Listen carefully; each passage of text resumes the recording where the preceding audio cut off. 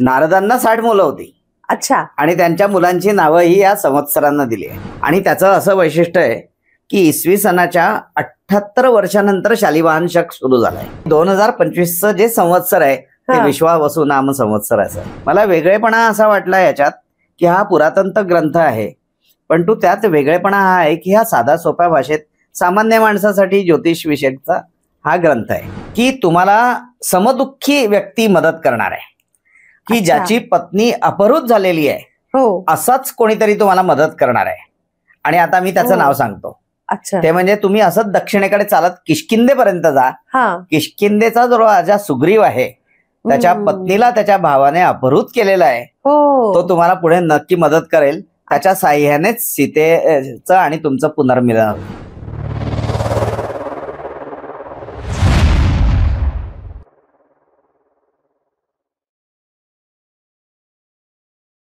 नमस्कार. सहदेव भाडळी ह्या भाऊ बहिणींच्या गोष्टी आपण ऐकतो आहे, त्यांच्याबद्दल जाणून घेतोय आणि ही आगळी वेगळी ओळख आपल्याला करून देतात आहे प्रोफेसर मोहन बेटावरकर. खूप खूप स्वागत तुमचं. आणि खरंच खूप अद्भुत आहे जे त्यांनी पहिल्या 2 भागात आपल्याला सांगितलं. तर तुम्ही गेल्या भागात म्हणजे वानगी दाखल, फलादेश, मुहूर्त ह्याच्याबद्दल बऱ्याच गोष्टी सांगितल्या आणि त्या फारच अद्भुत होत्या. आज तुम्ही या 3ऱ्या भागात काय सांगणार आणि कुठून सुरुवात करायची आहे आपण? सुरुवात आपण संवत्सरापासून करू. कारण मला लक्षात आलं की लोक जे इसवी सन पाळतायत, म्हणजे आपण सगळेच जण त्या आकड्यांनी पाळतो. 2021, 2022, 2023, 2024 असं. म्हणजे आपल्याला वर्ष लक्षात राहतं ते आकड्याप्रमाणे. पण आपण हे पूर्णपणे विसरून गेलो की ह्या वर्षांना नावं आहेत आपल्याकडे आणि ह्या वर्षाला संवत्सर म्हटलं जातं. ही जी नावं आहेत ही एकूण 60 आहेत. ती अशी क्रमाने 1 ते 60 अशी येतात. अच्छा. आणि अतिशय सुंदर नावं आहेत प्रत्येक वर्षाला दिलेली. त्या नावानुसार ते वर्ष ओळखलं जातं. तिथे आकडे नसतात. आणि हे 60 झालेत की परत पहिल्यापासून सुरू होतं. तर असं हे 60 नावाचं एक आवर्तन असतं. अच्छा. ज्याला 5 तप म्हणतात. म्हणजे 12 वर्षाचा एक तप. असं 5 तपांचं ते एकूण एक आवर्तन असतं. आणि हे 60 झाले की परत सुरू होतं. ही जी 60 नावं आहेत या संवत्सराची, ही 60 नावं नारदांच्या मुलांच्या नावाप्रमाणे दिलेली. नारदांना 60 मुलं होती. अच्छा. आणि त्यांच्या मुलांची नावं ही या संवत्सरांना दिली आहे. अतिशय गोड नावं आहेत सगळी. त्यांची जी सुरुवात होते ते प्रभवनाम संवत्सर याच्यापासून सुरू होते. म्हणजे पहिल्या संवत्सराला ते नाव आहे आणि शेवटच्या संवत्सराला नाव आहे क्षयनाम संवत्सर. शेवटचं क्षय झालं, संपलं. इथे एक आवर्तन संपलं. हे 60 झाले की मग परत सुरू होतं. आणि मग जी आहे ती अगदी क्रमाने दिलेली आहे. संवत्सर हे जसं वर्ष आहे त्याच्या मागे गहन अर्थ दडलेला आहे. कारण मुळातच संवत्सर हा शब्द जो आहे तो संस्कृत आहे.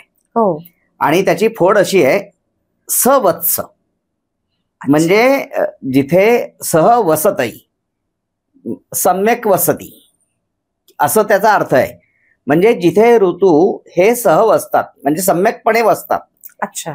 असं ते वर्षभराचं आहे. आणि संवत्सर आहे तर पुढे सर ह्याचा आपटेंचा जो काही संस्कृत मराठी ग्रंथकोश आहे, शब्दकोश आहे, त्याच्यामध्ये सर म्हणजे आवर्तन, पुनरावृत्ती असं दिलेलं आहे. मग हे सगळं जुळतं की त्याला. संवत्सर म्हणजे काय तर जिथे ऋतू वास करतात आणि ते वास करणारे ऋतूंचं ते जे काही आहे ते दरवर्षी परत परत रिपीट होतं. आणि हेच तर आहे आपलं वर्ष. जसे सगळे महिने रिपीट होतात तसे आपले 6 ऋतू रिपीट होतात इथे. आणि दरवर्षी ते बदलतं. असं ते संवत्सर. जसं मी सांगितलं की हे सगळे क्रमाने दिलेले आहेत. हे क्रमाने जेव्हा दिलेले आहेत ना, त्याचबरोबर असं आहे की आपण आपल्या इसवी सनाच्या वर्षाप्रमाणे आपण हे कॅल्क्युलेट करू शकतो की कुठलं संवत्सर आहे. आणि ह्याचं गणिती कॅल्क्युलेशन हे ह्या सहदेव भाडळी ग्रंथामध्ये दिलेलं आहे. म्हणजे ते पण शक्य होतं तिथे. आता ते बघूया आपण कसं. पण हे जे काही गणिती कॅल्क्युलेशन आहे म्हणजे गणिती प्रकाराने आपल्याला जे काही बघायचं आहे तर ह्या त्या सूत्रासाठी आधारभूत अशी गोष्ट आहे ती म्हणजे शालिवाहन शक. अच्छा. हा, जे आपल्याला फारसं माहित नसतं. हो.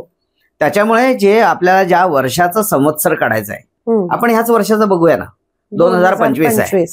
याचं संवत्सर काढायचं असेल तर आधी 2025चं शालिवाहन शक कुठे आहे ते बघावं लागेल. आणि त्याचं असं वैशिष्ट्य आहे की इसवी सनाच्या 78 वर्षानंतर शालिवाहन शक सुरू झालाय. हो, बरोबर. त्याच्यामुळे 78 वजा केले पाहिजे 2025 पासून. हो.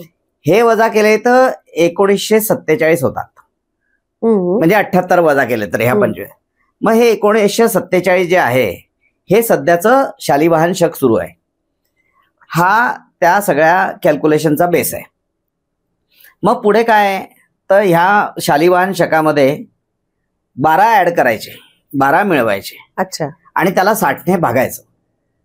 हा भागाकार पूर्ण झाल्यानंतर जी बाकी राहील त्या बाकीच्या आकड्याप्रमाणे जो क्रमांक त्या क्रमांकावरती जे संवत्सर असेल ते संवत्सर ह्या वर्षातला आहे, असं ते कॅल्क्युलेशन आहे. अच्छा. आता आपण ह्या 2025चं करूया. 2025चं शालिवाहन शक 1947 येतं. आता पुढे सहदेव भाडळी काय सांगते की त्याच्यामध्ये 12 मिळवायचे. मग जर कधी 1947 मध्ये 12 मिळवले तर ते 1959 होतात. ह्या 1959ला 60ने भाग द्यायचा आहे आता. अच्छा. हा, तर तो आपला अगदी बेसिक प्रकारे भाग द्यायचा. त्याला कॅल्क्युलेटरची गरज नाही, नाहीतर ते पॉइंट मध्ये येईल आणि आपल्याला बाकी काही उरलेलं दिसणार नाही. त्याच्यामुळे ते पूर्वीच्या पद्धतीने भागाकार द्यायचा आहे, कारण ही पूर्वीच पद्धत वापरत होते 11व्या-12व्या शतकात. मग काय 1959 म्हणजे 1959 बरोबर आहे. तर त्यातले पहिले 3 जे आकडे आहेत त्याला पहिल्यांदा भागाकार द्यायचा, कारण 60 ही संख्या आहे भागाकार देण्याची, भाग देण्याची. मग हे जे 195 असे येतात ते 195, याच्या जवळची मिनिमम संख्या कुठली आहे तर 6318 म्हणजे 180. म्हणजे मग तीन पट केले 60चे तर ते 180 या 195 मधून वजा करायचे. उरले किती? 15 राहिले. आता त्या वरच्या 4 आकडी संख्यांपैकी 3 वापरलेत, 9 उरलेत, ते कॅरी फॉरवर्ड करायचे म्हणजे ते 159 होतात. बरोबर आहे, 159च होतील ना, कारण हे 15 आणि वरचे 9 म्हणजे 159. ओके, म्हणजे परत 159 राहिलेत. याला परत 60ने भागायचं आहे आपल्याला. तर तिसरा तर नाही होऊ शकत म्हणून 2दा म्हणजे दुप्पट करावी लागेल, 120. मग ह्या 159 मधून 120 वजा केले तर उरतात किती? 39. मग 39 जर कधी उरले तर हे जे क्रमवारी दिलेली आहे या संवत्सरांच्या नावांची, त्याच्यात 39 म्हणजे 39व्या नंबरचं जे काही संवत्सर आहे त्याचं नाव विश्वावसु नाम संवत्सर असं आहे. आणि 2025चं जे संवत्सर आहे ते विश्वावसु नाम संवत्सर असं आहे. अशा प्रकारे हे सगळं कॅल्क्युलेशन त्याच्यात दिलेलं आहे. अच्छा. त्याच्यामुळे हे कॅल्क्युलेशन केलं की आपल्याला सहजगत्या ते कळू शकतं. पण तो सांगायचा माझा अजून एक वेगळा मुद्दा असा होता की एकतर आपल्याला वर्षाला नाव आहेत हे यामुळे माहिती होतं, ते कॅल्क्युलेशन कसं आहे, पण त्याचबरोबर या संवत्सराचं फल पण या ग्रंथामध्ये दिलेलं आहे. अच्छा. म्हणजे हे संवत्सर कसं जाईल, त्याचा स्वामी कोण, त्याचा उपयोग काय, म्हणजे याच्यामध्ये कुठल्या व्यक्तीला काय त्याचा फायदा होईल, कुठल्या कुठल्या गोष्टी घडतील, जागतिक घडामोडी काय होतील, देशाच्या घडामोडी काय होतील, पर्जन्याच्या घडामोडी काय होतील, निसर्गात काय बदल होतील, याच्यापासून तर पीक पाण्यापर्यंत असं सगळं काही त्याचं संवत्सराचं फल दिलेलं आहे. अच्छा. पण मला त्याच्याही पेक्षा वेगळं काय वाटलं की हे संवत्सराचं फल तर देऊन झालं, पण त्याचबरोबर सहदेव भाडळी या ग्रंथामध्ये वारागणिक संवत्सराचं फल दिलेलं आहे. अच्छा. म्हणजे संवत्सर सुरू होणाऱ्या दिवशी जो वार असेल त्याप्रमाणे पर्जन्यमान कसं राहील, पीक पाणी कसं राहील, व्यापार कसा राहील, गाई म्हशींना काय त्याच्यावरती इफेक्ट होईल, जनावरांवरती काय येईल, हे सगळं त्याच्याप्रमाणे दिलेलं आहे. त्यामुळे कसं आहे की हे जास्त प्रिसाईज आहे. आणि दुसरी गोष्ट म्हणजे सामान्य माणसाला सहज कळेल असं आहे, कारण सामान्य माणसाच्या जिव्हाळ्याचा विषय आहे. पाऊस हा आहे, धनधान्य आहे, त्याचबरोबर व्यापार पण आहे, आणि त्या काळात प्रत्येकाच्या घरी गुरंढोरं असायचे. मग हे असं सगळं त्याच्यामध्ये दिलेलं आहे. तर आता मी वानगी दाखल आपण बघूया. संवत्सराची सुरुवात केव्हा होते तर मराठी वर्षापासून किंवा हिंदू वर्ष, ते होतं आपलं गुढीपाडवा म्हणजे चैत्र शुद्ध प्रतिपदा. यात असं म्हणणं आहे की चैत्र शुद्ध प्रतिपदेला जो वार असेल त्या वाराप्रमाणे ते सगळं फल दिलेलं आहे. अच्छा. तर आपण आता रविवारचं बघू. हे वानगी दाखल एक उदाहरण म्हणून. रविवारी जर कधी चैत्र शुद्ध प्रतिपदा असेल तर पुढे येणाऱ्या संवत्सरामध्ये म्हणजे वर्षामध्ये ह्या चैत्र शुद्ध प्रतिपदेपासून तर पुढच्या गुढीपाडव्यापर्यंत ह्या काळामध्ये असं म्हटलेलं आहे की पाऊस बेताचा पडेल. अच्छा. आणि मग पुढे म्हटलंय की अन्नधान्याचा तुटवडा निर्माण होईल. अच्छा. पीक पाणी कमी येईल. नंतर गाई म्हशींना दूध कमी येईल आणि एकंदरीतच सगळीकडे त्या पिकापासून आणि व्यापारामध्ये ही तूट निर्माण होईल.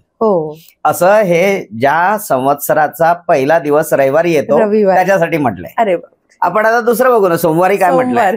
सोमवारी असं म्हटलेलं आहे की जर कधी सोमवार आला वर्षा प्रतिपदेच्या दिवशी तर पाऊस उत्तम पडेल, धनधान्य व्यवस्थित पिकेल, सगळी झाडं पानांनी फुलांनी फळांनी डवरून जातील. अच्छा. व्यापारात फायदा होईल आणि एकंदरीतच आनंद होईल असं त्याचं फल दिलेलं आहे. म्हणजे बघा, पूर्ण वर्षाचं प्रेडिक्शन जे हवं ते देऊन टाकलं की 3-4 ओळीत. हो ना. म्हणजे तेवढं वाचलं तरी पुरेसं आहे की समाधान. म्हणजे आपल्याला गोशवारा तर कळतो. मग असंच मंगळवार, बुधवार, गुरुवार, शुक्रवार असं सगळ्याचं आणि शनिवार असं दिलेलं आहे. असं ते संवत्सर आहे. म्हणजे मला सांगायचा मुद्दा हाच होता की 2 गोष्टी कळल्या पाहिजे. एक म्हणजे संवत्सराच्या नावामध्ये गोडवा आहे, त्याला तुम्ही आकड्यांच्या ऐवजी नावाने ओळखा वर्षाला, हे एक.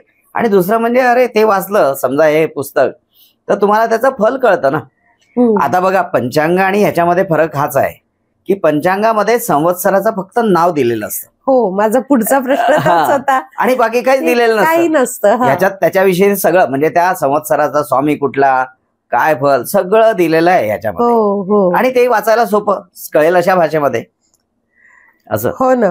तर म्हणजे तेच आपण जेव्हा पंचांग, म्हणजे सगळ्यांना तर पंचांग वाचताच येत नाही, पण कमीत कमी संवत्सराचं नाव ते दिलेलं असतं. पण त्याच्या पुढचं काही म्हणजे असं नक्षत्र किंवा त्याच्याबद्दल असं काही फारसं काही ते कळत नाही. तर आता पंचांगाचाच विषय थोडासा घेऊन बोलतो मी. कारण मी आधी सांगितलं की संवत्सराच्या असं आहे की संवत्सर लोकांना थोडंफार कसं माहिती असतं, जे पंचांग विकत घेतात तेव्हा त्यांना फ्रंट पेजला ते संवत्सराचं नाव दिसतं. असं की आता ते आता नवीन घेतील तेव्हा विश्वावसु नाम संवत्सरही दिसेल. पण त्या व्यतिरिक्त काहीच दिलेलं नसतं. तसं नक्षत्राची गोष्ट आहे. पंचांगात ठाई नक्षत्रांचा उल्लेख आहे, पण ते इतके क्लिष्ट स्वरूपात आहेत की ते सामान्य माणसाच्या आकलनाच्या पलीकडे आहे. मग आपण हे आता कम्पेअर करू ना सहदेव भाडाळी बरोबर, कारण आता हे कम्पॅरिझन चाललंय एक प्रकारे. कम्पेअर करायचं म्हटलं तर सहदेव भाडाळीमध्ये प्रत्येक गोष्टीला संदर्भ हा नक्षत्राचा आहे. कुठलंही गमन सूचक फल असेल तर ते नक्षत्राप्रमाणे पण शोधलेलं आहे. त्याच्यानंतर पाल पडली अंगावरती तेही नक्षत्राप्रमाणे शोधलंय. पाल चुकली तेही नक्षत्राप्रमाणे शोधलंय. कावळा जर कधी शिवला कुठल्या नक्षत्रावरती तेही नक्षत्राप्रमाणे केलंय. मुहूर्त कुठले, भाकीत सगळे, पावसाचे काही भाकीत, सगळं काही नक्षत्र बेस असं आहे. आणि तेही अगदी कळणाऱ्या साध्या सोप्या भाषेमध्ये. यातलं काही पंचांगात कळत नाही. दिलेलं असतं, थोडंफार दिलेलं आहे, पण हे काही पंचांगानुसार कळत नाही. हाच तो काही फरक मला जाणून द्यायचा आहे की पंचांग आणि ह्या सहदेव भाडाळीच्या ग्रंथात. आता नक्षत्राविषयी म्हणाल तर 27 नक्षत्रांविषयी अतिशय छान माहिती या ग्रंथामध्ये दिलेली आहे. आणि विशेष म्हणजे काय की ग्रंथात म्हणजे ज्या ज्या व्यक्तीला तो ग्रंथ वाचायचा असेल त्याला त्याच्या आयुष्यामध्ये कितीतरी बदल घडून आणतात असा त्या सहदेव भाडाळीचा दावा आहे, माझा नाही. कसं आहे, फॉर एक्झाम्पल तुम्हाला सांगतो, हे जे नक्षत्रांचा आता विषय चाललाय, हे 27 नक्षत्र, याच्या पिढा असतातच. म्हणजे काही ना काही नक्षत्राचा काहीतरी दोष लागलेला असतो. मग तो दोष काय पंचांगात बघितलं तर तो पटकन कळत नाही. पण ह्याच्यामध्ये काय सांगितलंय की सुरुवात अशी केली आहे की एखादं नक्षत्र आपण घेतलं तर त्या नक्षत्राचा दोष किती दिवस असेल ते सांगितलेलं आहे. त्यानंतर त्या नक्षत्राची जी काही पिढा आहे त्या पिढा शमनार्थ तुम्ही कुठल्या वृक्षाचं पूजन करायला पाहिजे ते दिलेलं आहे. आणि एखादा साधा सोपा तोडगा पण दिलेला आहे. म्हणजे आपण उदाहरणादाखल आता बघू, एक 3-4 नक्षत्रांचं मी तुम्हाला सांगतो, म्हणजे आपल्या प्रेक्षकांना पण कल्पना येईल, तुम्हाला पण कल्पना येईल म्हणजे काय दिलंय असं. पहिली गोष्ट म्हणजे आपण पहिलं नक्षत्र घेऊ. पहिलं नक्षत्र आहे अश्विनी. त्याच्यात असं म्हटलेलं आहे की अश्विनी नक्षत्राचा जर कधी दोष असेल तर त्याची पीडा 7 दिवस चालेल. अच्छा. 7 दिवस चालेल. आणि नंतर त्या पीडा शमनार्थ तुम्ही कुचला नावाचा जो काही वृक्ष आहे ह्याचं जर कधी पूजन केलं तर ती पीडा नाहीशी होईल. आणि इन ऍडिशन टू दॅट म्हणजे अजून तुम्हाला काही ते कन्फर्म करून घ्यायचं असेल पीडा जायलाच पाहिजे असं तर तुम्ही त्यावेळेस अन्नदान करावं. तुम्ही जर कधी गरीबाला ब्राह्मणाला कोणाला तरी अन्नदान केलं तर ती पीडा निश्चित जाईल असा त्या सहदेव भाडळीचा दावा आहे. हे आता पहिल्या नक्षत्राविषयी झाला. दुसरं आहे भरणी नक्षत्र. याच्यात असं म्हटलंय की भरणी नक्षत्र जर कधी आपण विचारात घेतलं आणि त्याची पीडा असेल तर ती पीडा 10 दिवस चालते. अच्छा. आणि ती पीडा घालवण्यासाठी तुम्हाला औदुंबर वृक्षाचं पूजन करायला हवं. त्याचं पूजन केलं तर ती पीडा जाईल. अच्छा. आणि समजा त्याचंही तसंही नसेल तर त्याच्यात तोडगा दिलेला आहे. त्याच्यात असं म्हटलेलं आहे की शनिवारी संध्याकाळी मीठ आणि कापसाचं दान करावं म्हणजे ती पीडा जाईल. आता ते काही म्हणजे त्याच्या सत्यतेबद्दल काही मला म्हणायचंच नाही आहे. मी फक्त त्या ग्रंथात काय ते सांगतो. हे झालं त्याचं. आता पुढे दुसरं येतं कृत्तिका, तिसरं नक्षत्र. कृत्तिकेची जी पीडा आहे ती 12 दिवसाची आहे. अच्छा. तिचा आराध्य वृक्ष जे काही आहे ते आवळा आहे.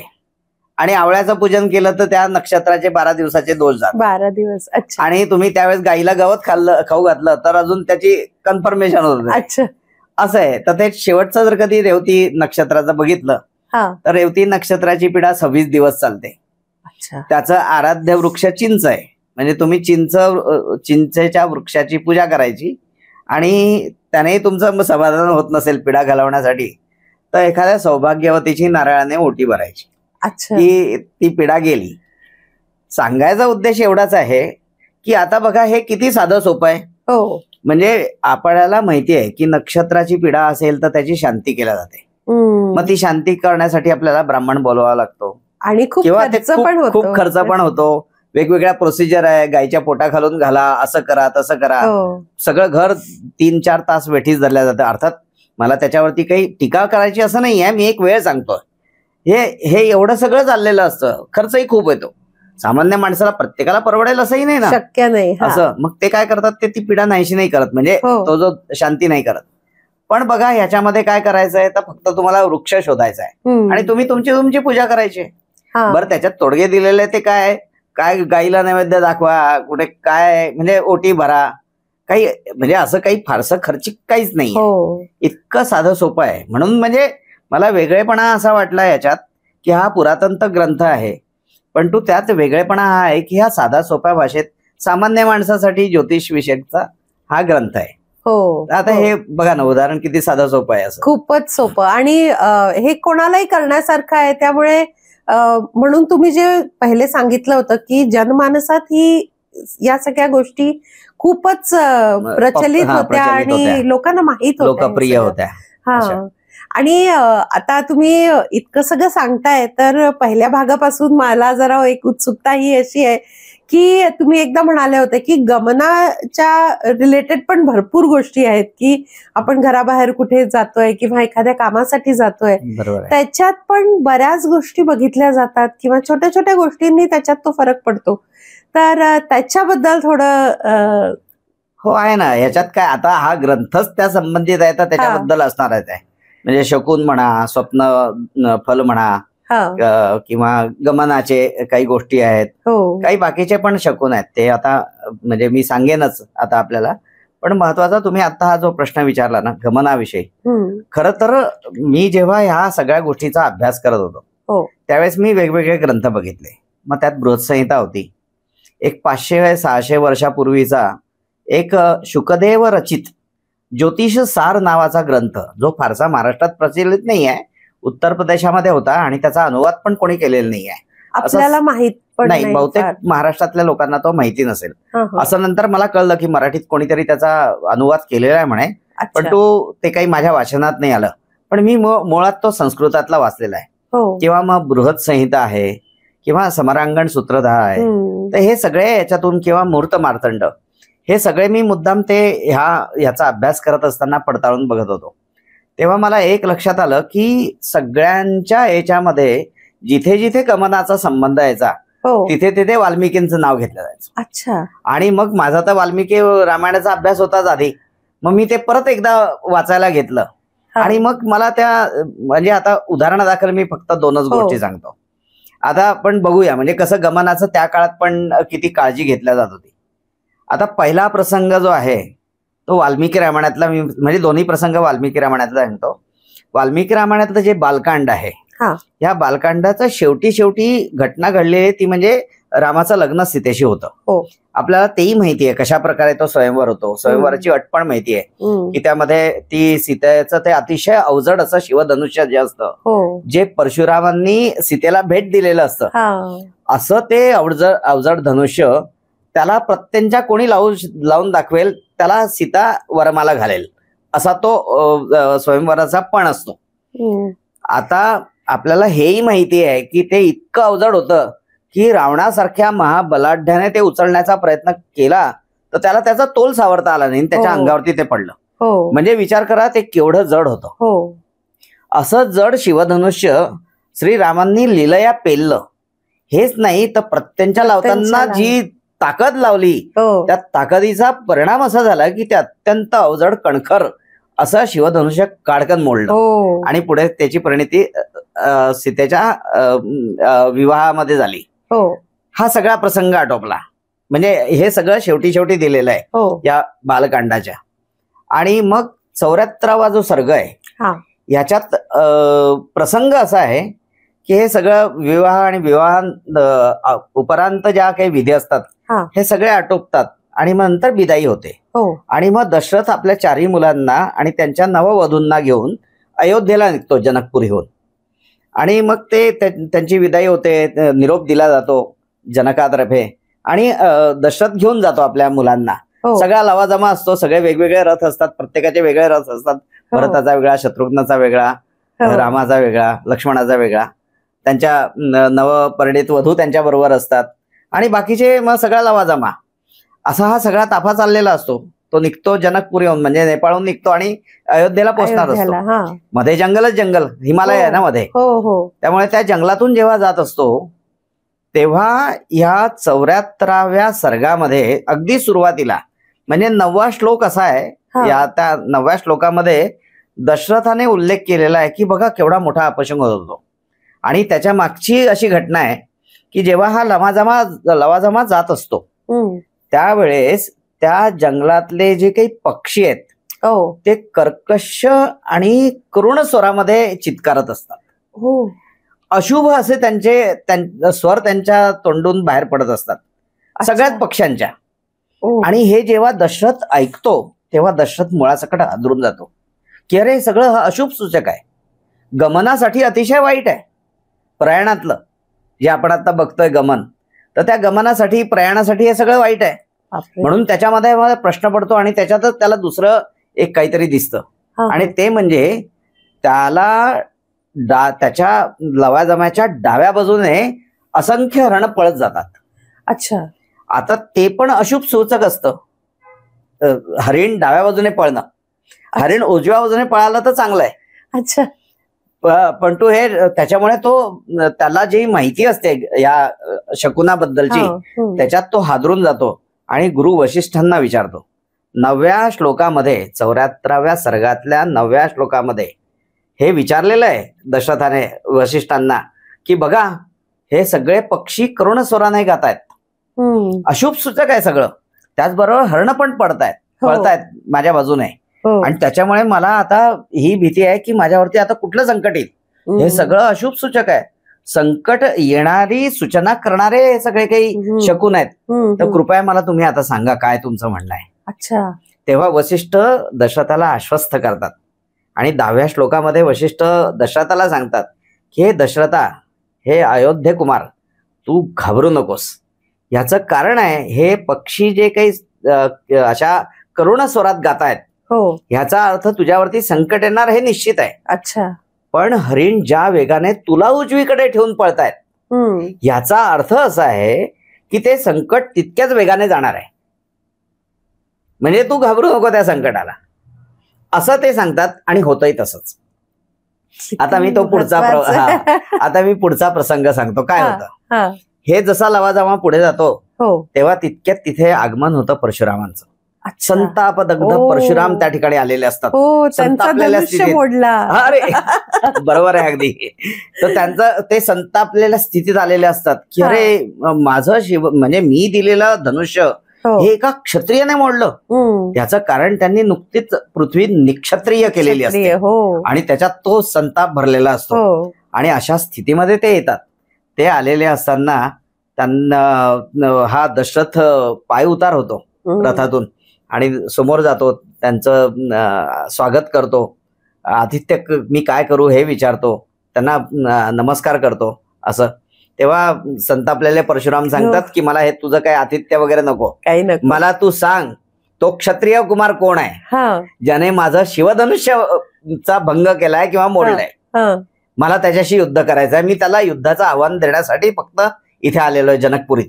बरं झालं तुम्ही मला रस्त्यात भेटलात. आपण इथेच मला ते युद्ध करायचं आहे.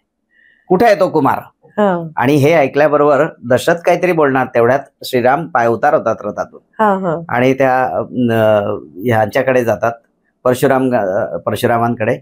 परशुरामांशी ते त्यावेळेस जे वागतात त्याचं फार सुंदर वर्णन दिलेलं आहे.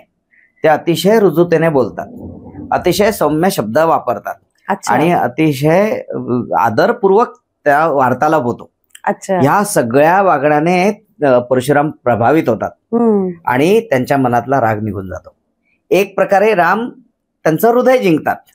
आणि म्हणून बघा रामरक्षा स्तोत्रामध्ये बुधकौशिक ऋषींनी हाच उल्लेख केलाय, हृदयम जामदग्नजित, की श्रीरामांनी जामदग्न म्हणजे जमदाग्नी, जामदग्नजित म्हणजे जमदाग्नींचा मुलगा म्हणजे परशुराम, ज्या संतापलेल्या परशुरामाचं हृदय जिंकलं अशा श्रीरामांनी माझ्या हृदयाचं रक्षण करो, असं ते रामरक्षा कवचामध्ये आलंय, हृदय जामदग्नजित.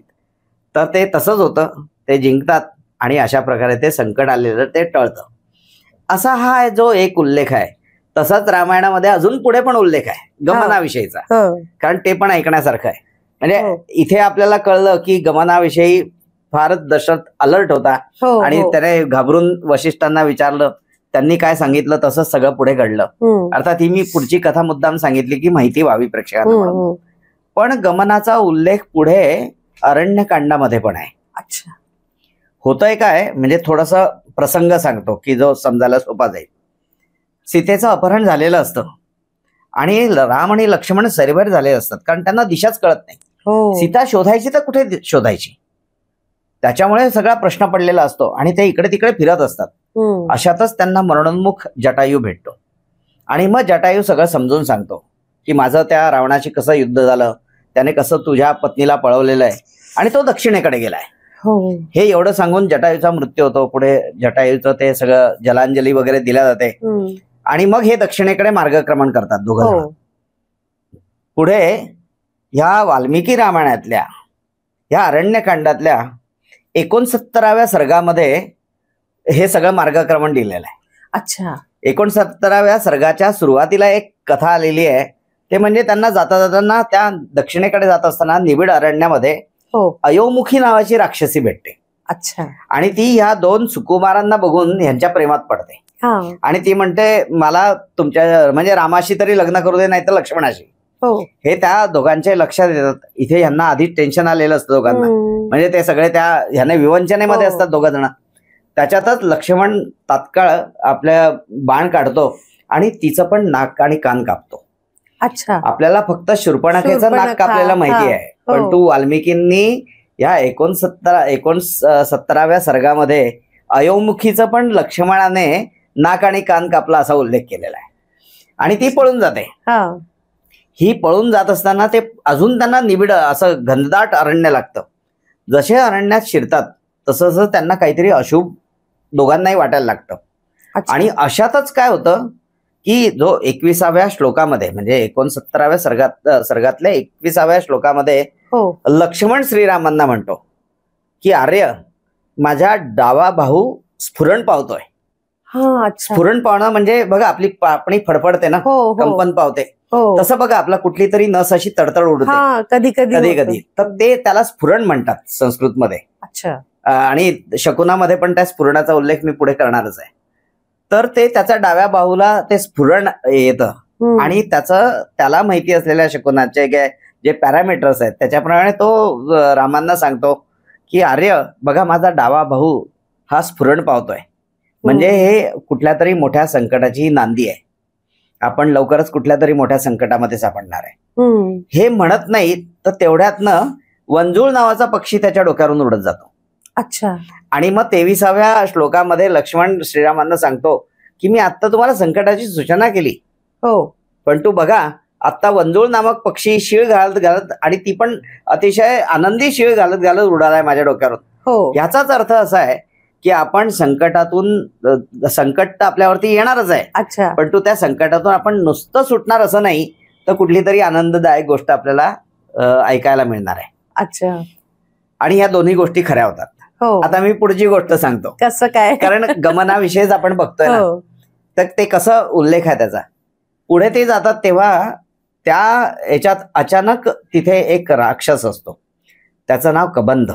त्याला एक एक कोस लांबीचे असे हात असतात, भुजा असतात, आणि त्या भुजा त्याने लपवलेल्या असतात की कोणी आलं तर पकडता येईल. नेमके हे दोघं जण तिथे येतात आणि रामाला आणि लक्ष्मणाला तो दोन्ही हातांमध्ये पकडून घेतो. अच्छा. आणि आवळतो. प्रचंड ताकद असते, राक्षस असतो.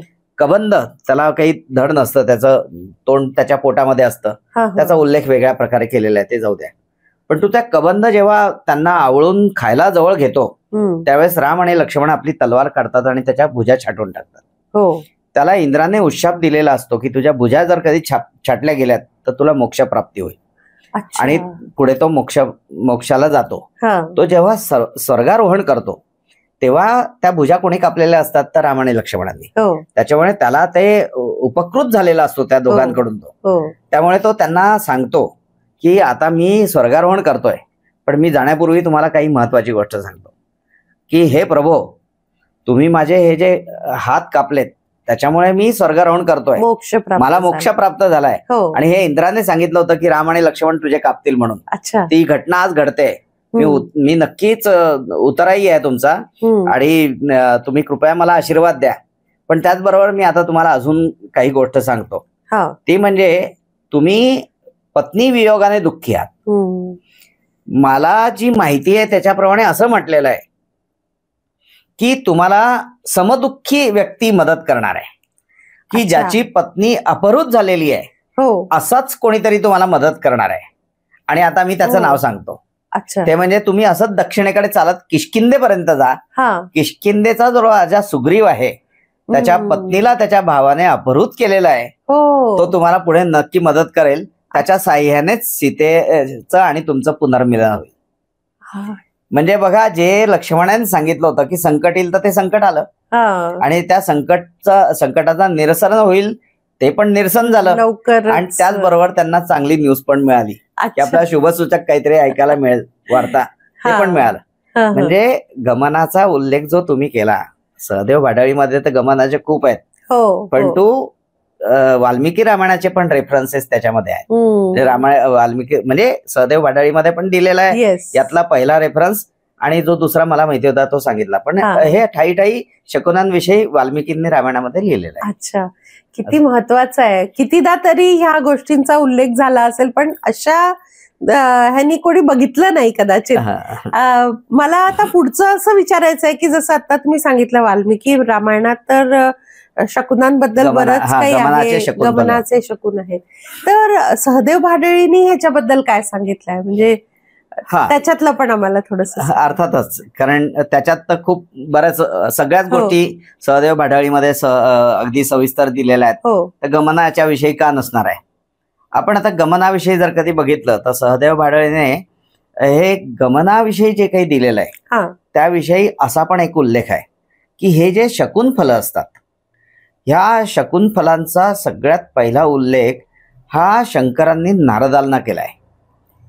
अच्छा. आणि जे शंकरांनी नारदांना सांगितलं ते बऱ्याच ऋषीमुनींनी ऐकलं होतं. अच्छा. आणि त्याच्यामुळे मग त्या ऋषीमुनींनी ते जागृत ठेवलं आणि पुढच्या पिढ्यांना दिलं, आणि म्हणून ते असे शकुन तेव्हापासून चालत आले असे. तर हे जसे शकुन आहे तसं गमनाच्या शकुनाबद्दल या सहदेव भाडाळीने बरंच काम केलेलं आहे. अर्थात मी तुम्हाला सांगितले की या गमनाच्या शकुनाबद्दल बृहत्संहितेत उल्लेख आहेत, त्या समरांगण सूत्रात आहे. ज्योतिष सार मध्ये तर जवळपास मला असं वाटतं 53 की 54 असे गमनाविषयी दिलेले आहेत. अरे वा. वेगवेगळे, म्हणजे कुठला प्राणी दिसला तर काय त्याचं शकुनफल असेल, काय असेल ते.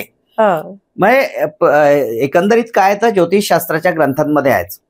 पण मला ह्याच्यात एक वेगळी गोष्ट अशी जाणवली की ह्याच्यामध्ये ते शकुनफल सांगताना उक्त्या दिलेल्या आहेत, म्हणजे काव्य केलेलं आहे. हो. आणि सगळं आर्यावृत्तामध्ये आहे. अच्छा. हो, आर्यावृत्तात आहे.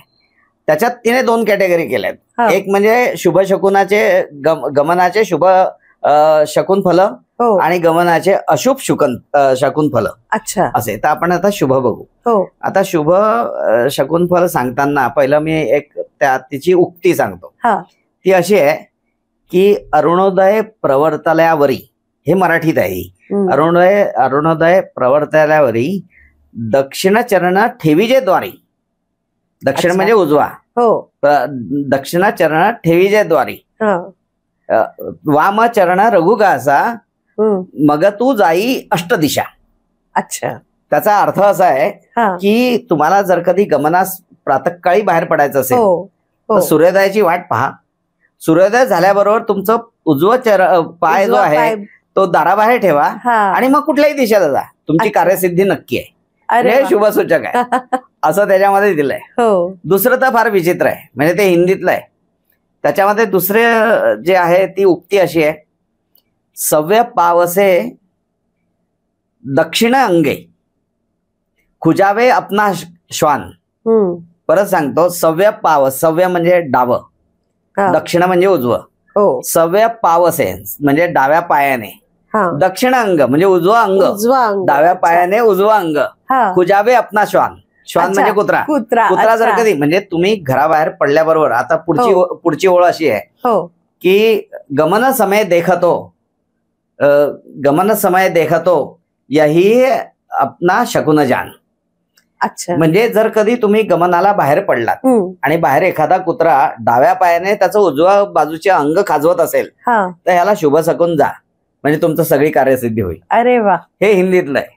म्हणजे हे असं आहे की असे, म्हणजे कुत्र्यांचं कशाचं, नुसतं कुत्र्यांचं जसं नाही तर कुत्र्याचं अजून बरेच तिने शकुनफल दिलेत. म्हणजे असं देववाड्यात एक तर असं आहे की तुम्ही घराबाहेर पडलात आणि कुत्रा जर कधी डोकं खाजवत असेल, मग डावा पाय असू दे का उजवा पाय असू दे, तर ते तुम्हाला ते शकुनफल आहे.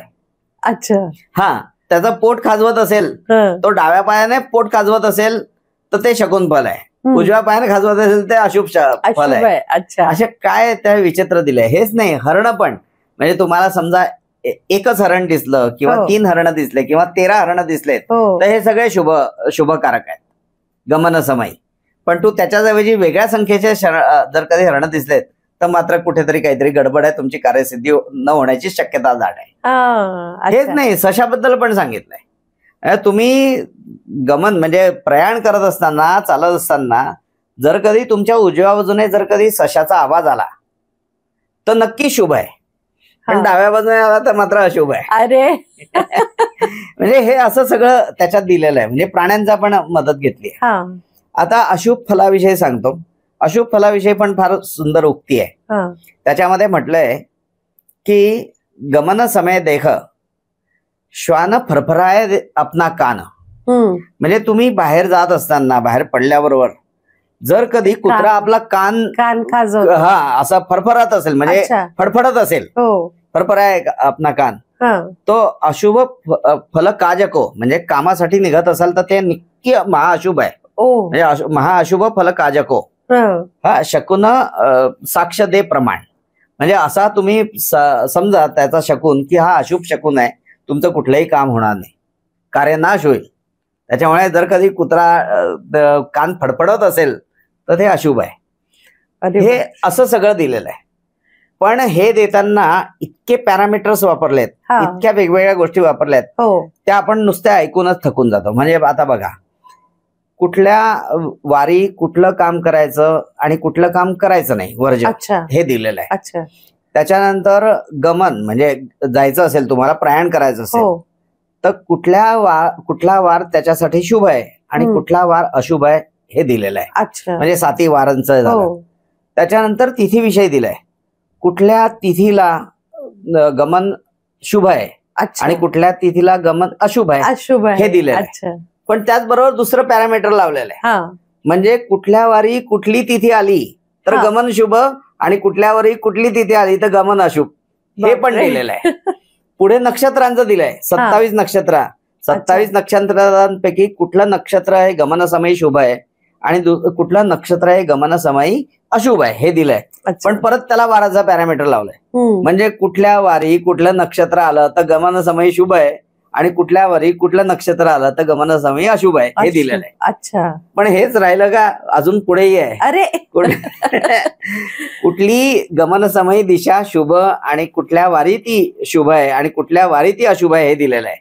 हेच नाही तर 27 नक्षत्र आणि त्या 8 दिशा यांचा एकमेकाशी संबंध देऊन कुठल्या नक्षत्रावरती कुठली दिशा शुभ आणि कुठल्या नक्षत्रावरती कुठली दिशा अशुभ गमनासाठी हे सुद्धा दिलेलं आहे. हे झाले गमनाविषयी. खूपच खूपच अद्भुत आहे हे सगळं. पण आपण आपल्याही समाजात अशाच सगळ्या काही काही गोष्टी पाळतो, जसं मांजर आडवी गेली किंवा पाल चुकली किंवा अशा काही गोष्टी. तर ह्याच्याबद्दल सहदेव भाडळीमध्ये काय लिहिलेलं आहे? बरंच काही काही लिहिलेलं आहे, बरंच लिहिलेलं आहे. ह्याचं कारण नुसतं आपण पाल चुकण्याचं बघू. म्हणजे तुम्ही आता हे 2 गोष्टी सांगितल्या, पण आपल्याला असे तर असंख्य आहे. म्हणजे लोकप्रिय तुम्ही जसे म्हणाले की लोकप्रिय आहे तसे, मग आपल्याला ते पण माहिती आहे ना, गाणंच आहे की लता मंगेशकरांनी गायलेलं, पहिलं तोगे काऊ कोकत आहे शकुनगे माय सांगताय. म्हणजे ज्ञानेश्वरांचं हे ज्ञानेश्वर काय फार पूर्वीपासून ना माणसाला या शकुनांविषयीची एक तर धास्ती तरी आहे किंवा नाहीतर मग त्याच्यातून काहीतरी आपल्याला प्राप्त होईल का ह्याची उत्सुकता पण आहे. म्हणजे एखादं काम करायचं असेल तर मग ते मुहूर्त पाहतात, त्याच्या मागे काय उद्देश असतो किंवा नाही आपल्याला यश मिळायला पाहिजे, म्हणजे हा स्वार्थ डोकावत असतो. ह्या स्वार्थ डोकावण्याचाच कदाचित म्हणजे हेच त्याचं उगमस्थान असेल या शकून बघण्याचं, असं मला कुठेतरी वाटतं. कसं आहे, आता तुम्ही जो उल्लेख केला आहे अगदी आपण पालीचा बघू, म्हणजे पालीचं चुकचुकणं. आपल्यामध्ये अशी प्रथा आहे की जेव्हा आपण पाल चुकचुकण्याचा आवाज ऐकतो त्याबरोबर हे समजलं जातं की अरे काहीतरी अशुभ होईल. पण ह्या म्हणजे हा जो काही संदर्भ आहे किंवा ही जी समजूत आहे ह्याला पूर्णपणे धक्का दिला ह्या ग्रंथामध्ये. अच्छा, ह्याचं कारण असं आहे की पाल चुकचुकणं जे आहे त्याला वेगवेगळे पॅरामीटर्स लावलेले आहेत. अरे म्हणजे त्याला पण पॅरामीटर्स आहेत. म्हणजे पाल चुकचुकण्याचा आवाज आला कुठून, मग ती दिशा तर 8 दिशा आहेत, ते नुसतं 8 दिशा असं नाही आहे, तर त्याच्यात दिवसाचे 4 प्रहर पण कन्सिडर केलेत. अच्छा, म्हणजे फॉर एक्झाम्पल पाल चुकचुकण्याचा आवाज जर कधी पूर्वेकडून आला पण तो कुठल्या प्रहरात आला त्याप्रमाणे त्याचं फल आहे. अच्छा, हा, आपण आता ते उदाहरणादाखल बघू. म्हणजे जर कधी पाल चुकचुकण्याचा आवाज पूर्वेकडून आला तर त्याचं प्रहरागणिक फल दिलेलं आहे. तर त्याच्यात असं म्हटलेलं आहे, ते पण काव्यात्मक आहे की पहिल्या प्रहरी अन्न मिळे, दुसऱ्या प्रहरी दुःख टळे. अच्छा, धनप्राप्ती प्रहरी तिसऱ्या, चौथ्या प्रहरी सिद्ध कार्य. अच्छा, म्हणजे की तुम्हाला पाल चुकचुकण्याचा आवाज जर कधी पूर्वेकडून आला तर तो जर कधी पहिल्या प्रहरी तुम्ही ऐकला असेल तर तुम्हाला मिष्टान्न खायला मिळेल. दुसऱ्या प्रहरी तर कधी आला असेल तर तुमचं दुःख नाहीसं होईल, काही असेल तुम्हाला. तिसऱ्या प्रहरी आला असेल तर त्याच्यामध्ये ते उल्लेख केलाय की धनप्राप्ती होईल चक्क. आणि चौथ्या याच्यामध्ये म्हटलंय की तुमचं कार्य सिद्ध होईल. म्हणजेच बघा, पूर्वेकडून आलेला जो पाल चुकचुकण्याचा आवाज आहे तो 4ही प्रहरामध्ये अगदी हे आहे, शुभ आहे, पॉझिटिव्ह आहे, असं आहे. आपण पश्चिमेकडचा बघूया. तर पश्चिमेकडे पण अशीच उक्ती दिलेली आहे. त्याच्यामध्ये असं म्हटलेलं आहे की अन्न मिळे पहिल्या प्रहरी, दुसऱ्या प्रहरी नाश करी. अच्छा, तिसऱ्या प्रहरी शरीर चिंता,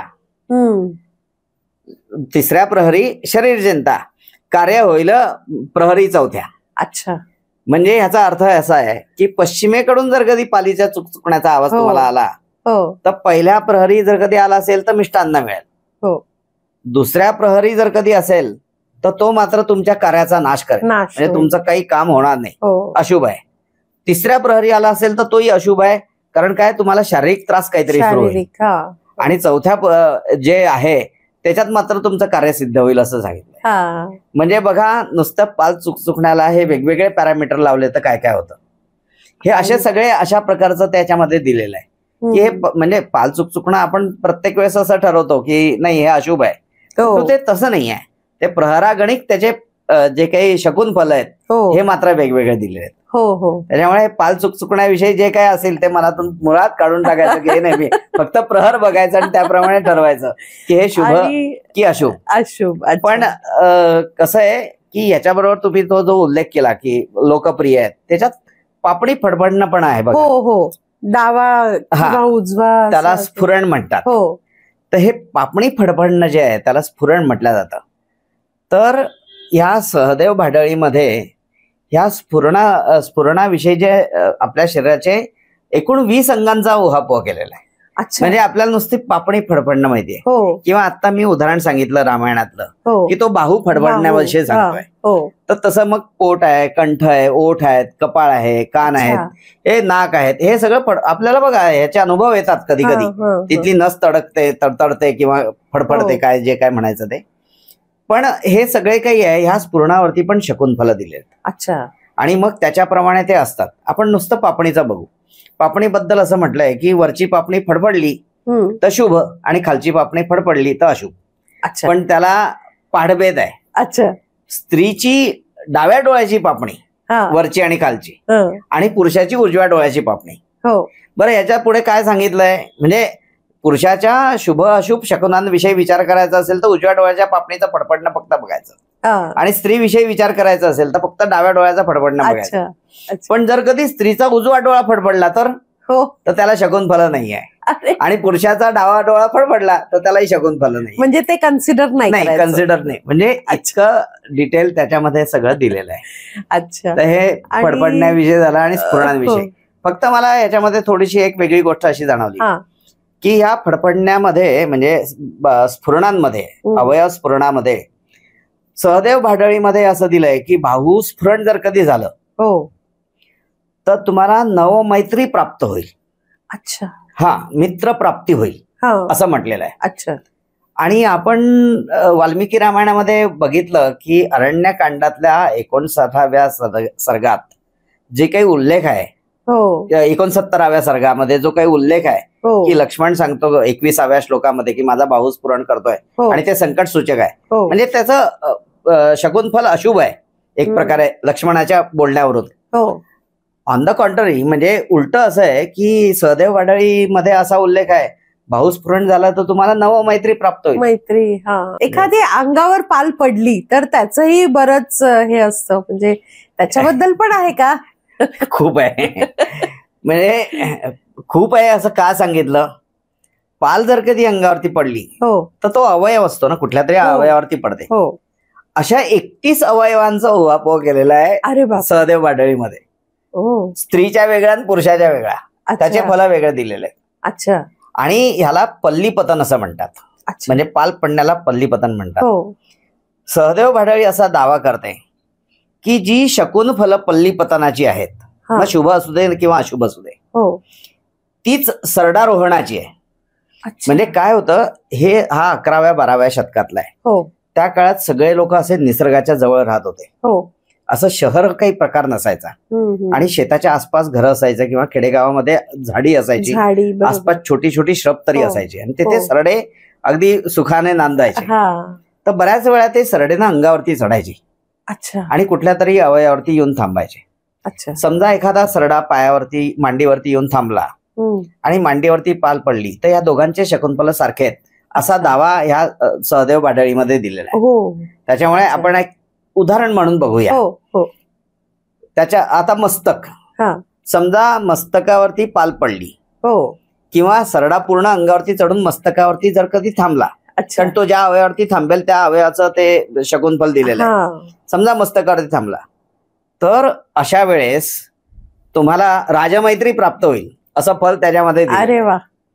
आता आपण पुढचं उदाहरण बघू. कपाळ, समजा कपाळावरती पाल पडली, पल्लीपतन झालं किंवा त्या ठिकाणी येऊन सरडा थांबला तर तुम्हाला बंधुभेट नक्की आहे. आता नाकाचं तसं, म्हणजे उदाहरण द्यायचं तर कुठल्याही अवयवाचं घेऊ ना, नाकाचं. तर नाकाचं असं म्हटलेलं आहे त्याच्यामध्ये की नाकावरती जर कधी पाल पडली किंवा सरडा येऊन थांबला तर अशा वेळेस मात्र तुम्हाला रोग प्राप्ती होईल. अच्छा, अशुभ आहे हे फल. अच्छा. नंतर आपण कानाचं बघू, कारण 2 कान असतात, उजवीकडे आणि डावीकडे. तर उजव्या कानावरती जर कधी पाल पडली किंवा सरडा आला तर तुम्हाला दीर्घायुष्य प्राप्त होईल. अच्छा. आणि डावीकडे आलात तर तुम्हाला द्रव्य प्राप्त होईल किंवा लाभ प्राप्त होईल. अच्छा. म्हणजे अशा प्रकारे हे सगळे म्हणजे ह्या पालीच्या किंवा सरडारोहणाचे हे सगळे शकुनफल दिलेत. पण हे शकुनफल देताना अजून काही गोष्टी घडलेल्या आहेत, म्हणजे दिलेल्या आहेत. म्हणजे ती पाल जी आहे अंगावरती पडल्यानंतर कुठल्या दिशेला जाते, मग ती ज्या दिशेने गेलेली असेल ना त्या 8च्या 8 दिशांचे फल दिले. म्हणजे ती अंगावरती आली, एखाद्या अवयवावरती आली, पडली, तिथे जरा थांबली आणि ती पळून जाणार ना, पळून कुठल्या दिशेला गेली मग त्या दिशेप्रमाणे फल दिले. म्हणजे ह्या 8 दिशा झाल्या. नंतर मग ती कुठल्या वारी पडली होती. अच्छा. मग ते जे आहेत ते 7 वारांप्रमाणे ते त्याचे शकुनफल दिलेत. मग ते झालं की त्याच्यानंतर येते तिथी. मग 15 तिथ्यांपैकी कुठल्या तिथीला ती अंगावरती पडली त्याप्रमाणे शकुनफल दिले. अच्छा. हेच नाही तर पुढे मग नक्षत्र राहतात. 27 नक्षत्रांपैकी कुठल्या नक्षत्रावरती पडली हे पण ते सांगितलेलं आहे. म्हणजे काही म्हणून काही बाकी ठेवलेलं हे सांगताना असं सगळं ते त्याच्याविषयीचं आहे. हा, अजून एक मला सांगावं असं वाटतं याच्यामध्ये की म्हणजे मला आज ते सकाळी एका व्यक्तीशी बोलताना मला त्याने सांगितलं की म्हणे म्हणजे त्याच्याशी हा विषय चाललेला होता. तर म्हणे आमच्याकडे फार पूर्वापार पद्धत आहे की पाल पडली की आम्ही आंघोळ करतो. हे बऱ्याच ठिकाणी ऐकायला मिळतं. ते खरं मला आता क्लिअर करायचं होतं, कारण हा बऱ्याच लोकांच्या मनामध्ये प्रश्न असेल. तर त्याच्याविषयी पण सहदेव भाडळीमध्ये दिलेलं आहे. अच्छा. की पाल पडली की त्याचा शुभ आहे की अशुभ आहे शकून पाहण्याची गरज नाही. तुम्ही पटकन स्नान करा. स्नान केल्यानंतर तडक महादेवाच्या देवळात जा किंवा घरातल्या महादेवासमोर पिंडी समोर वगैरे असं बसा. तुपाचा दिवा लावा, त्याला नमस्कार करायचा आणि शंकराला त्याच्या अशुभ फलाचं निराकरण होऊ दे अशी प्रार्थना करायची. हे सगळं जे तुम्ही आता सांगताय ते तर खरंच खूप अद्भुत आहे, मनोरंजक पण आहे.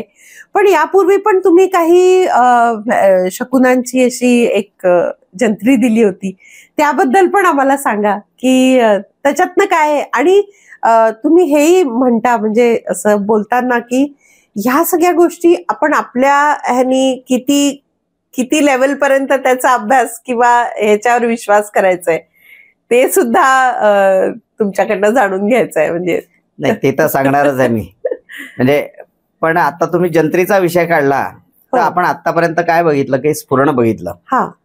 मग त्या स्फुरणामध्ये पापडीची फडफड ही जी आपल्याला माहिती होती, आपल्याला पालीचं चुकचुकणं माहिती होतं, गमनाचे शुभ अशुभ फल माहिती होते की बाहेर पडताना मांजर आडवं गेलं किंवा त्याचा मी मुद्दाम उल्लेख केला नाही कारण ते सगळ्यांना माहिती असतं म्हणून मुद्दाम मी कुत्र्याचा उल्लेख केला की ते जास्त दिसतात मांजरीपेक्षा.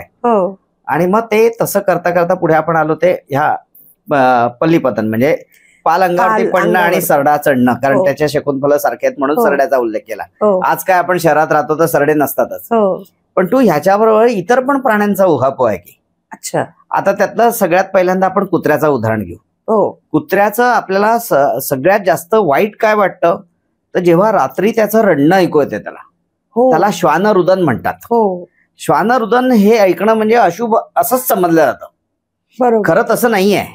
याचं कारण असं आहे की त्याही गोष्टीला इथे धक्का दिलेला आहे या सहदेव भाडळींनी काय किंवा हे जे पूर्वीचे आहेत बाकीच्या मुहूर्त मार्तंडापासून बाकीच्या ज्याच्या शकुनफल दिलेत त्याच्यात हे असे वेगवेगळे शकुनफल आहेत. काही शुभ आहेत काही अशुभ आहेत. पण नीट जर कधी विचार केला तर जवळपास 40% जास्त फल हे म्हणजे शुभ शकुनाचे आहेत. हो का? हा, म्हणजे आपण ज्याला अपशकुन समजतो त्याच्याबद्दल बोलतोय मी. बाकीच्या शुभ शकुनाचे तर शुभ आहेतच. पण फॉर एक्झाम्पल पाल चुकण्याचं सांगितलं मी तुम्हाला की पूर्वेकडून आलं तर कुठल्याही प्रहरात ते सत्य म्हणजे चांगलंच आहे की शुभच आहे. पश्चिमेकडे बघितलं आपण तर त्याच्यातले 50-50% आहे. 2 शुभ आहेत 2 अशुभ आहेत. तसंच हे कुत्र्याच्या रुदनाचं पण आहे. अच्छा. कुत्र्याच्या रुदनाचा असा उल्लेख केलेला आहे की जेव्हा कुत्र्याचं रडणं विव्हळणं ऐकू येतं रात्रीच्या वेळेस तेव्हा आपल्याला एकदम चरका बसतो किंवा भीती वाटते आणि ते बेचैन होतो की अरे हे काय कबर तो विव्हळतो किंवा कबर रडतोय. आणि अशी मुळात समजूत आहे की त्याला यम दिसतात किंवा काहीतरी, त्याच्यामुळे त्या हादरून गेलेलं असतं. तर ते मुद्दाम जावं ह्याच्यासाठी मी हे सांगतोय की सहदेव भाडळीमध्ये काय म्हटलेलं आहे की त्याच्यामध्ये पहिल्यांदा सगळ्यात उल्लेख असा केलाय की कुत्र्याचं रुदन तुम्हाला कुठल्या दिशेने आलं ते बघा. अच्छा. म्हणजे 8 दिशा झाल्यात. हो. आणि रात्रीचे पण परत 4 प्रहर असतात.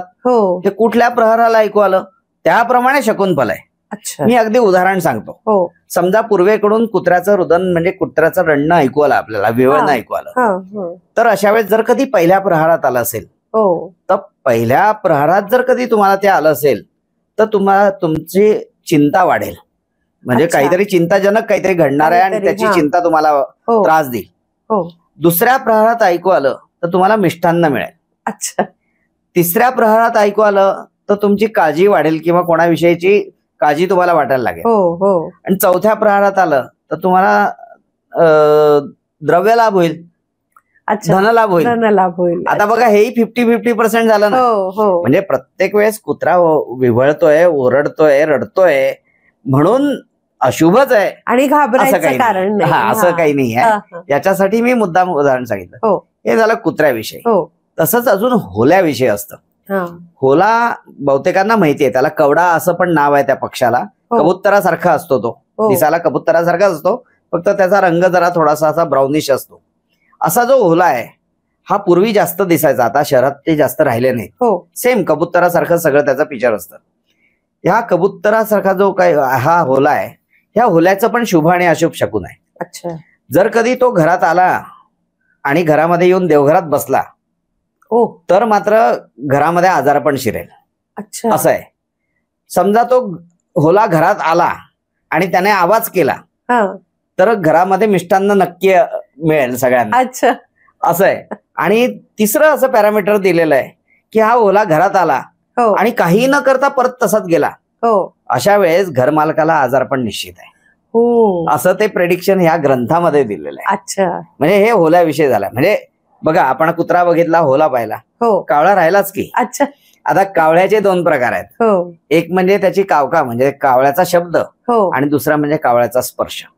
तर आपण ते दोन्ही बघू. पहिल्यांदा आपण कावळ्याचा शब्द बघू. त्याच्यात असं आपण काय म्हणतो की कावळा आपल्या घराजवळ ओरडला तर पाहुणे येतात किंवा काहीतरी अशुभ सूचक असतं, असंही काही जण सांगतात. म्हणजे वेगवेगळे प्रेडिक्शन करतात. याचं कारणच असं आहे की कोणीतरी सांगितलेलं म्हणून ते ऐकलेलं असतं. पण हा ग्रंथ काय सांगतो, जर कधी तुम्हाला कावळ्याचा आवाज ऐकू आला, हा आवाज ऐकल्याबरोबर तुम्ही बाहेर जायचं. अच्छा. दिवसा बाहेर जायचं, उन्हात उभं राहायचं आणि मग तुमची जी सावली आहे ती मोजायची. किती पावलांनी मोजायची. जितकं पावलांचं अंतर असेल तुमच्या सावलीचं, कसं आहे, जेवढं उन्ह खोल होतात तेवढी सावलीची लांबी वाढते. तर ती शेवटी ती वेळ बघायची आहे. त्याच्याप्रमाणे काय करायचं की आवाज आल्याबरोबर उन्हात उभं राहायचं आणि मार्किंग करायचं. मार्किंग करून आपल्या पावलांनी किती पावलं आहे ती सावली ती मोजायची. अच्छा. ती मोजली की त्याच्यामध्ये 13 ऍड करायचे. 13 मिळवायचे आणि ते 13 मिळवल्यानंतर त्याला 6ने भाग द्यायचा. ओके. असं कॅल्क्युलेशन केल्यानंतर जी बाकी उरेल त्याप्रमाणे त्याचं शकुनफल आहे. जर कधी 1 उरला तर लाभ होणार, 2 उरले तर दुःख तुम्हाला अनुभव असणार, 3 उरले तर सुख अनुभव असणार, ओके, 4 उरले मिष्टान्न मिळणार, 5 उरले तुम्हाला द्रव्य लाभ होणार, धनलाभ होणार, आणि 6 उरले तर मात्र खेदजनक गोष्ट घडेल. अच्छा. हे असे सगळ्या प्रकारचे शकुनफल दिले आहेत. पण हे सगळे कावळ्याच्या आवाजाविषयी दिले आहे. म्हणजे कावळ्याचा आवाज आला तर तो शुभ अशुभ हे आपल्या सावलीच्या अंतराप्रमाणे ठरतं. असं आहे. पण दुसरा जो भाग आहे काकस्पर्श, हा मात्र नेहमी अशुभ असतो. अच्छा. तो कुठल्याही आपल्या अवयवाला लागला कावळा तरी त्याच्या शकुनफल अशुभ आहे असं ह्या ग्रंथामध्ये सांगितलेलं आहे. आपण ते थोडंसं बघू. समजा पुरुषाच्या मस्तकाला कावळा शिवला, काकस्पर्श झाला, तर त्याच्या आईवडिलांना आजारपण येतं. अच्छा. स्त्रीच्या मस्तकाला जर कधी कावळा शिरला तर तिच्या पतीला आजारपण येतं. आणि स्त्रीच्या पाठीला जर कधी कावळा शिवला तर तिच्या भावंडांना आजारपण येतं. अच्छा. हा, म्हणजे काय, तो कुठल्याही अवयवाला त्याचा स्पर्श झाला तरी त्याचे सगळे शकुनफल अशुभ आहेत. मग ह्याच्यावरती लगेच उपाय पण सांगितला या ग्रंथात. अच्छा.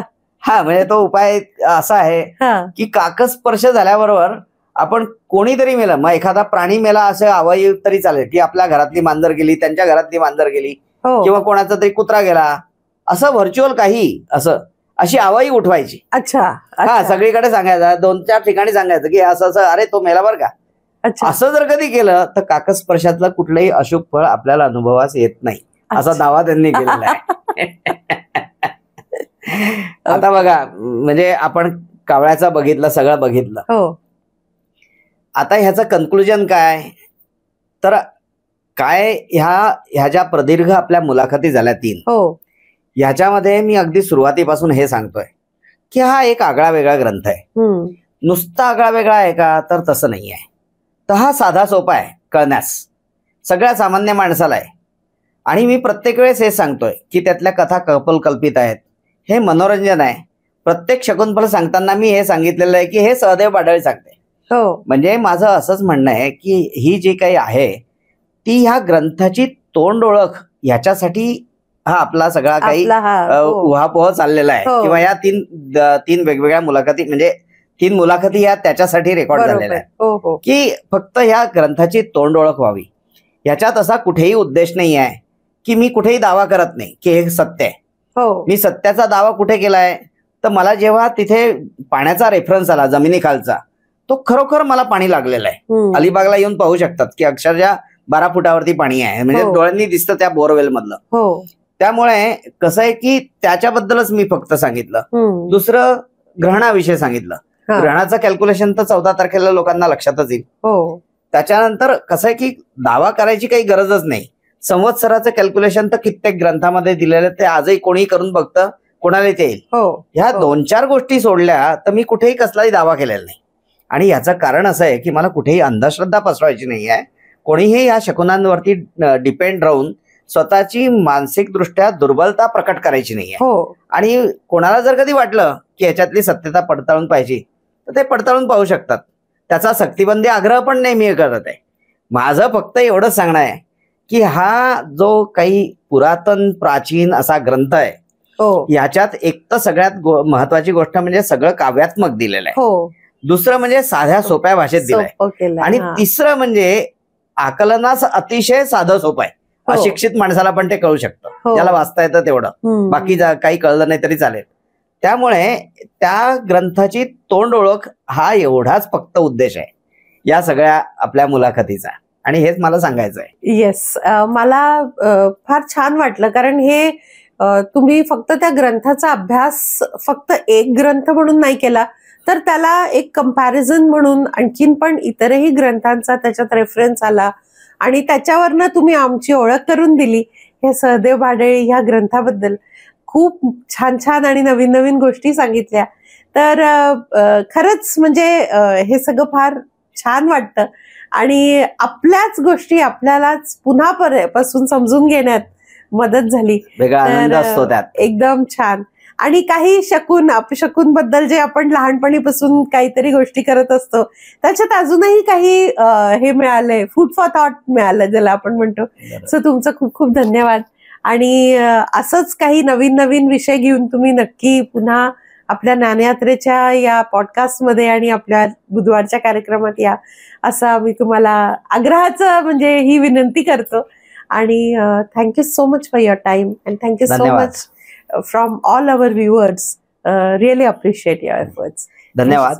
थँक्यू. या ज्ञानयात्रेने हा प्लॅटफॉर्म मला अवेलेबल करून दिला, त्याबरोबर उज्ज्वला ताईंचे धन्यवाद, आणि त्याचबरोबर प्रेक्षकांनी हे सगळं ऐकून घेतलं, प्रेक्षकांचे पण धन्यवाद. धन्यवाद.